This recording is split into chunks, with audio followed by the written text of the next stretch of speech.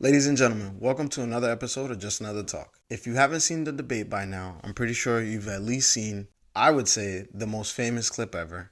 In Springfield, they're eating the dogs, eating the dogs, eating the dogs, eating the dogs, eating the dogs. The people that came in, they're eating the cats, they're eating the pets. And so when I heard that, I thought to myself, what? They're eating the cats and dogs? First thing I do, obviously, I go on Google, and I promise you, the rabbit hole I fell down, I was not expecting to find. And I believe I've found the perfect example of two things can be true at once. So obviously I start Googling Springfield, Ohio, trying to figure out like, okay, what the going on over here, right? Because it just sounds like a major cluster. I read various articles that, talked about kind of, I guess, normal small town stuff. Nothing that was like, okay, well, is there a story here? Is there something to talk about here? I didn't really find anything about anyone eating cats and dogs. I mean, there was a lady in Canton, Ohio who was found like eating a cat, essentially. Like, it's weird. The video's a little weird. I don't know. It's a body cam footage. It's just her kind of bent over. The cops come over, then they arrest her. And they said it was a cat. And there are neighbors who talk about that, but that's in Canton, Ohio, and that was a couple months ago. Then I decided to look up the city council meeting for Springfield, Ohio.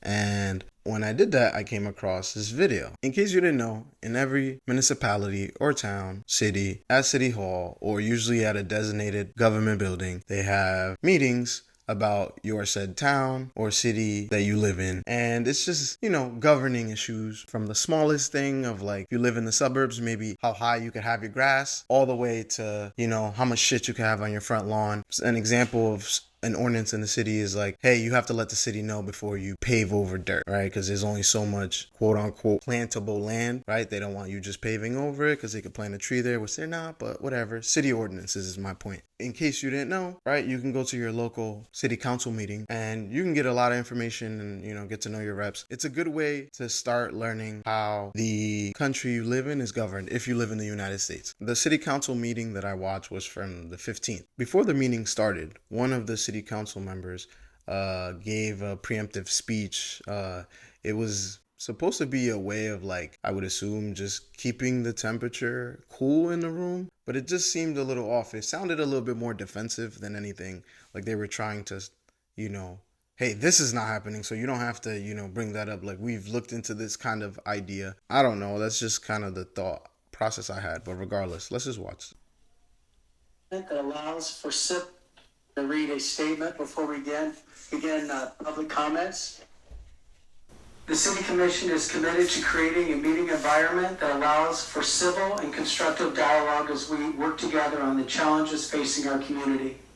Tonight we will continue to have public comment period to begin our formal meeting. Those wishing to speak have filled out a comment card and given that to the city clerk.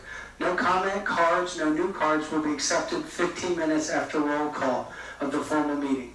After the public comment period, we will hold the City Commission comment period to provide an opportunity for commissioners to respond to the public comment period. We'll also ask the city manager to have staff answers any questions that are posed during the comment period that do not require additional research. Questions requiring additional research will be followed up over the next couple of days, and the person asking the question will be contacted provided they've given us their contact information. All questions not answered during the meeting will also be posted on the city website prior to the next commission meeting. Again, we want to create a conducive environment for constructive dialogue, and we will continually learn and evolve and create such this environment. At 4:15 today, the president of the Clark County Commission and I held a press conference to address recent rumors that have been circulating relative to the Haitian community. We wish to clarify that there have not been any credible reports or specific claims of pets being harmed, injured, or abused by individuals within the immigrant community.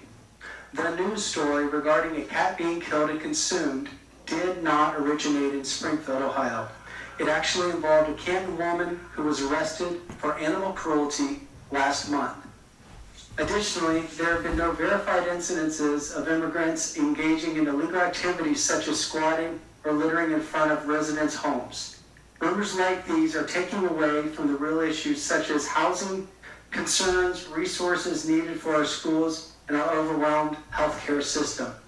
As it relates to driving, I made a statement at the last meeting that I am just as concerned as all of you about the reckless operation on our streets, speeding and distracted driving of motor vehicles in our community. In fact, I've continued to ask for support from the state, at the state level, to support us in addressing these major driving-related concerns. Governor DeWine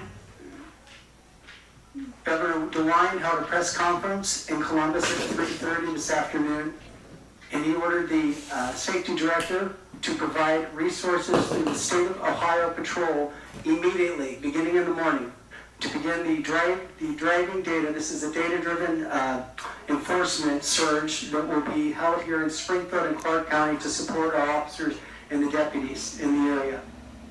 We continue to ask for your help.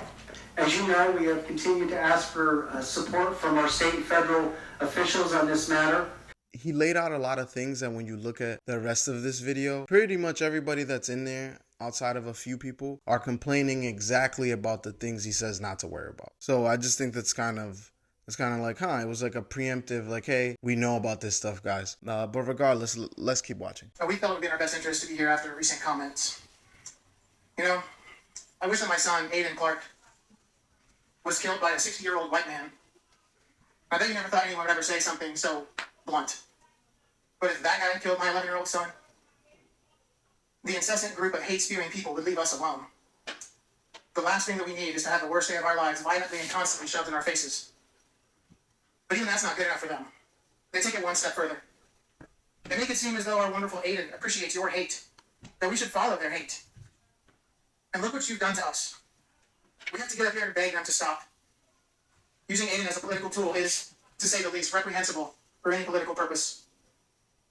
And speaking of morally bankrupt, politicians, Bernie Moreno, Chip Roy, J.D. Vance, and Donald Trump, they have spoken my son's name and used his death for political gain. This needs to stop now. They can vomit all the hate they want about illegal immigrants, the border crisis, and even untrue claims about fluffy pets being ravaged and eaten by community members. However, they are not allowed, nor have they ever been allowed to mention Aiden Clark from Springfield, Ohio. At this point in time is when the plot thickens. While I was watching this video, I'm thinking to myself, who's Aiden Clark and what the hell happened? So obviously I go immediately to Google again. So as soon as I Google Aiden Clark's name, multiple articles pop up. And so Aiden was an 11-year-old boy who was on a bus, a school bus with other children. And while on said school bus, there was a car driving on the opposite side of the road who veered into their lane. And the bus driver, attempting to weave away, caused the bus to kind of flip over, or not kind of, to flip over. And so Aiden was killed in that process. The car that veered into the school bus lane was driven by Hermanio Joseph. He's 35, and he was actually sentenced to at least 9 to 13 years with credit for already time served.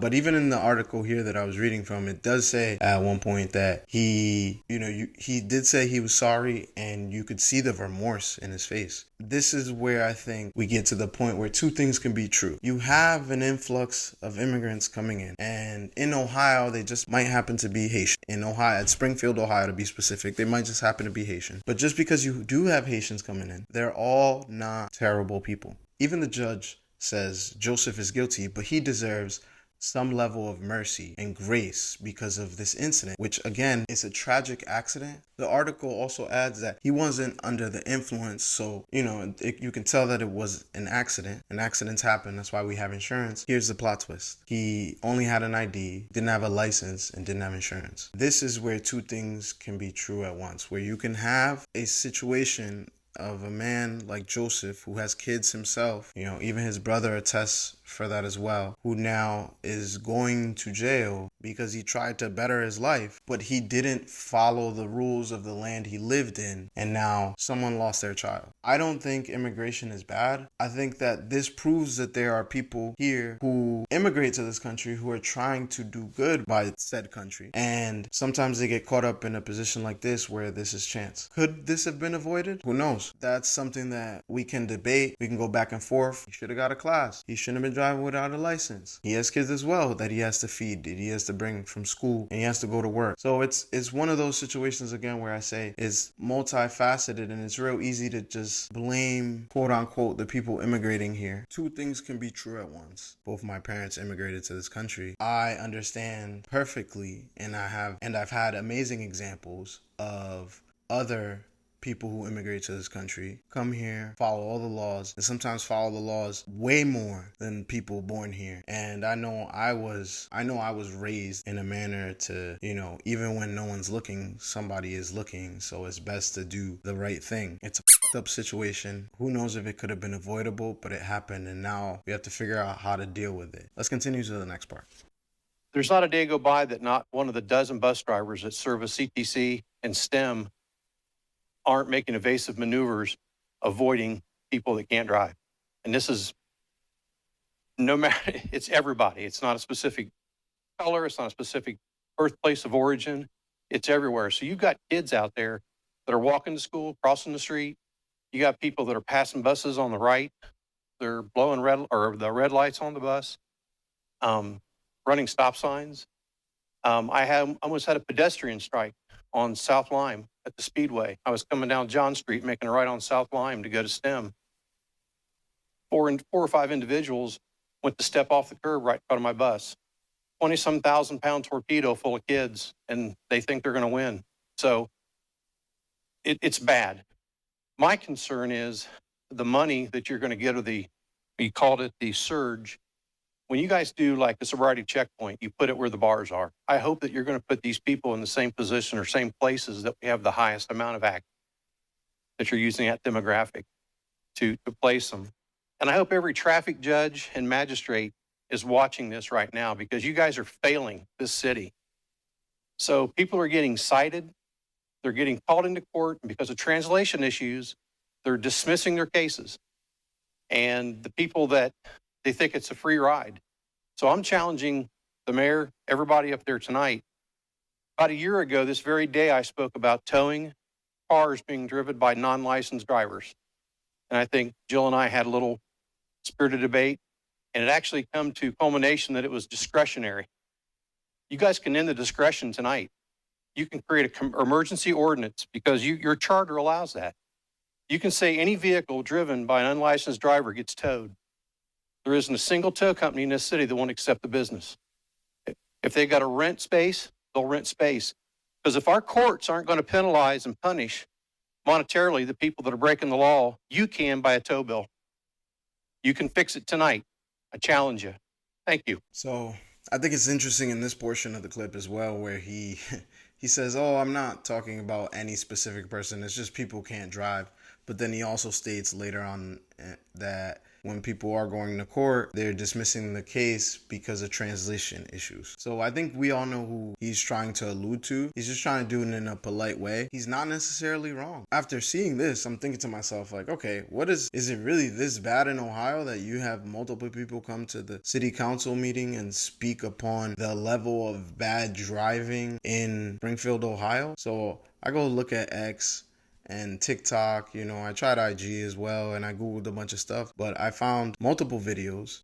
Even in one of the videos that I saw, it was a young lady and a man, and she appeared to be Haitian, and he did too. I mean, they were just black folks to me, but when she spoke, you could kind of hear the accent. But regardless, in this video, she was literally explaining how she thought she was right, or how she thought she didn't do anything wrong. Now, there's the other side of that coin as well, where you still have to follow the law, and you came here, but if you're doing shit unlawfully, you're finna go to jail. Now, in Haiti, the situation down there is critical. Maybe not all parts of Haiti, but a good part of Haiti is war-torn. It's fucked up. I even saw another video of a guy talking about how his insurance went up. Imagine you just minding your business and then you get a call from your insurance company where they're like, hey, we got to bump up your rates. Not because you did anything, but because there's been a lot of accidents in your area.